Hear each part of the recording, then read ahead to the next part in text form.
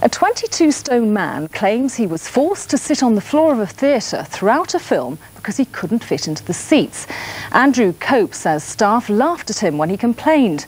Now the manager has offered Mr. Cope a full refund, but says the seats are wider than the minimum requirement. At 6'6" and 22 stone, Andrew Cope even admits himself that he's a big bloke.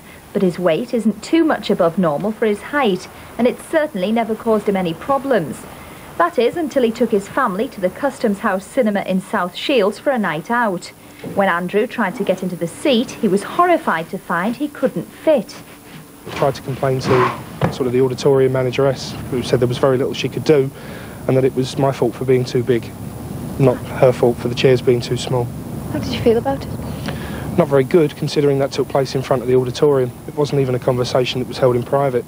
27-year-old Andrew did ask for a bigger chair to be placed in the aisle, but was told it would be against fire safety regulations.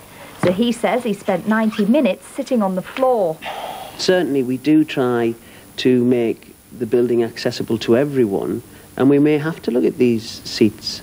We've had 27,000 people use these seats this year, and it's the first complaint of this kind that we've come across.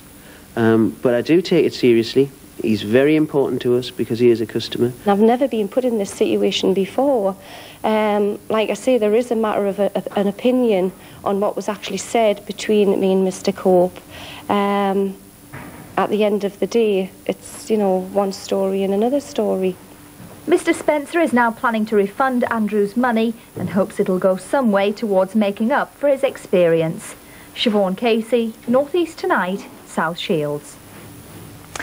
Well, that's just about all from me for the moment. I'll have more news for you there.